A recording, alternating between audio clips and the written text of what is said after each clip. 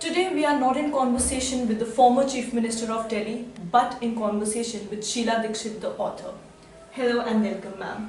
So I would like to start with the question that which role do you like the most? Sheila Dikshit as the Chief Minister or Sheila Dikshit as the writer?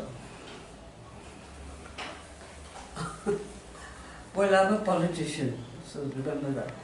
I'm not a writer.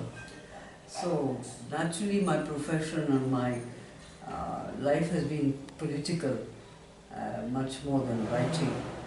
But I thought that I had a life which could be penned down, and I also felt that Delhi's changes in where we came into power and the way the time we left, also had a history to say of change, development and things. So I've tried to make one book as a history of Delhi after 1998 when we took over, before and after 1998, and my own book obviously tells my own story, my personal story. But it's not a political book. At least I don't think so, and it wasn't meant to be a political book. Yeah, but quite a few instances you have mentioned in your autobiography, the insights about our political system. Yes. But in most of the reports, it has been said that you have just given a few instances and then you have let the readers keep thinking. So was that because you didn't wanted to hurt the emotions of your counterparts? Yes, my intention was to write a book about myself, not about others, what they did and what they didn't do, and what they could have done and what they shouldn't have done. Because it isn't a book which is meant for others or any kind of, yes, appreciation, I don't mind, is good, but criticism, you see, because you have to understand the circumstances under which you're criticizing, for which you're criticizing. Why did those circumstances take place? How were they there? And if I had written all that, then the book would have been, 3 times the size that it is today. And yes, my intention was to write a book about myself, not about others, what they did and what they didn't do, and what they could have done and what they shouldn't have done. Because it isn't a book which is meant for others or any kind of, yes, appreciation, I don't mind, is good, but criticism, you see, because you have to understand the circumstances under which you're criticizing, for which you're criticizing. Why did those circumstances take place? How were they there? And if I had written all that, then the book would have been, 3 times the size that it is today. And I didn't want to make it into a large book, because I do find that in today's world, people do find it a little, have less time for reading the kind of, thick books that we were used to reading. And also that there's so many magazines and so many newspapers and the television and so on and so forth. So that's why I made it into a small book, giving out just almost a journey, without going into many details. And I certainly didn't want to criticize anybody or, find or judge them. I'm no judge. So you wanted to stay out of the controversies? Yes, I certainly did. I didn't want to, because all those people that I can write about, or all this that you are talking about or indicating, are still alive, and it wouldn't have been fair. True. So your book, one is about illustrated book about the Delhi, and Yes. the other is your autobiography. So which one did you were more excited about? Well, frankly, I was excited about both, because I identify myself with Delhi more than any other city in the country, or in the world, if you can say.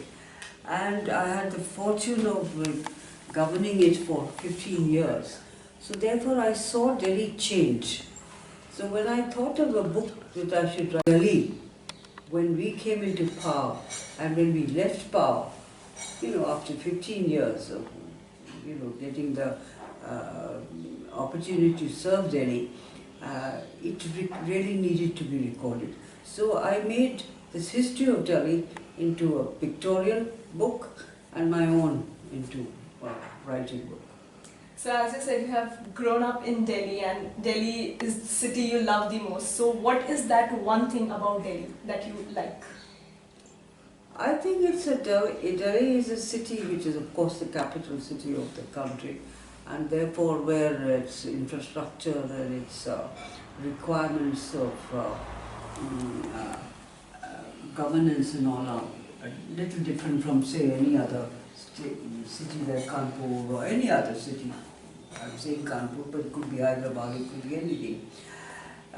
It is the capital of the city. And I have grown up here, I've been to school here, I went to college here, I got married here, I got, all my children have studied here. So for me, the connect with Delhi is not that of a citizen and, a city. It's more like a home. I consider Delhi like a home. And I feel most comfortable here. And I understand Delhi. I know that there are Punjabis here, I know there are Keralites here, I know that, and it's like a mini India, and this mini India is very attractive and where everybody has the freedom to do what they need to do and also some sort of a discipline to respect the other. If I'm a Keralite, I should be respecting the Punjabi also. And if there's a Punjabi, then I should be respecting the person who's come from Gujarat. So it's a kind of a mini India. And that is what I think attracts me a very great deal. I can't live all over India, but I can live in Delhi. So after your book's launch, what were you more anxious about, the media's opinion or your readers' views? Well, one is always anxious about the media. And the media is very rightfully and correctly. Especially when you have always been in the limelight. Yes, usually they are bound to this thing.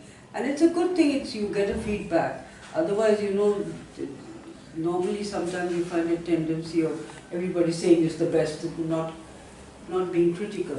But the media does go into, explaining the whole thing.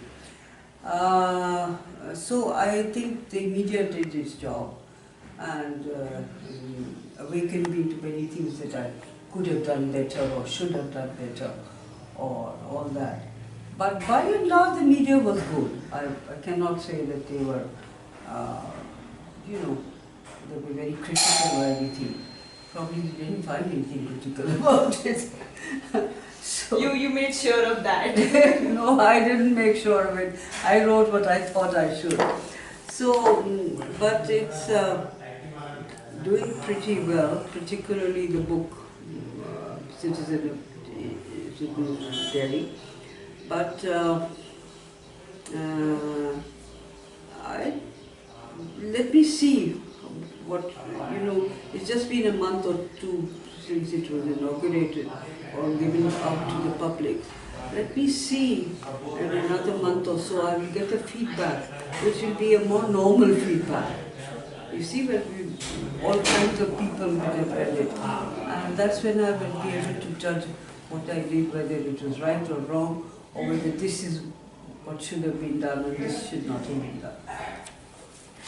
Okay, so was your novel already in the pipeline when you were serving your tenure, or did it come later on? No. It wasn't there at all. I didn't even think about it. But later on it came that, when I look back on my life, it's been not an ordinary, it's been an exciting life. And I thought that some of the excitement that I have felt in life, if I were able to share it with others, it would be good, because it would encourage others to also take steps, which, or how circumstances come when you least expect them to happen. I never thought I would get into politics, but I did. And it was the last if you ever think I wanted to be a Florence Nightingale or something, and then, you know, something as simple as all that. But my life has taught me a lot, and I've been through lots of ups and downs.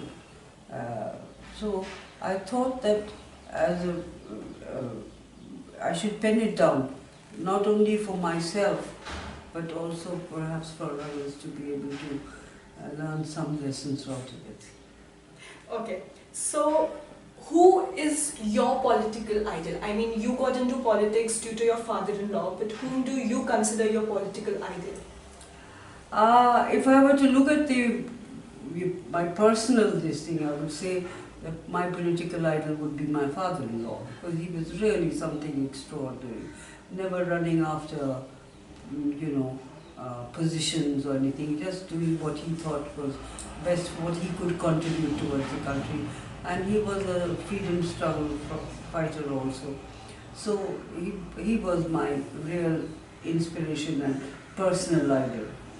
But when you look at the history of Delhi after, then amongst people who did something to build up India, I would put Jawaharlal Nehru as my idol.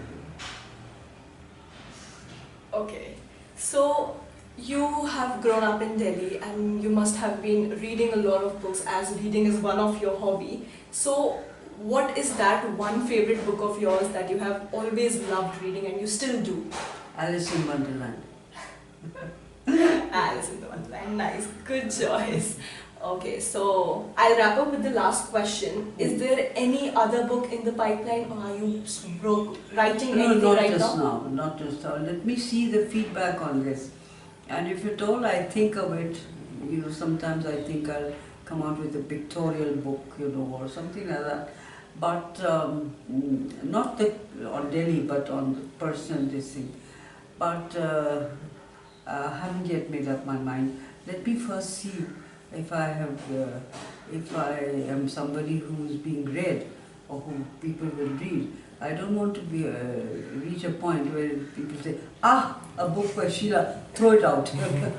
That's not the guy. So let me study that and let me absorb what the impact is of that, and then I'll decide. So you'll work according to the views that you get. Well, obviously, I am a political person, I'm a public person. I'm not a private person, really speaking, in that sense, like others are. So I would like a feedback from those who I want to reach out to before I start something else. Thank you so much, ma'am. In conversation with Ms. Sheila Dikshit. Thank you.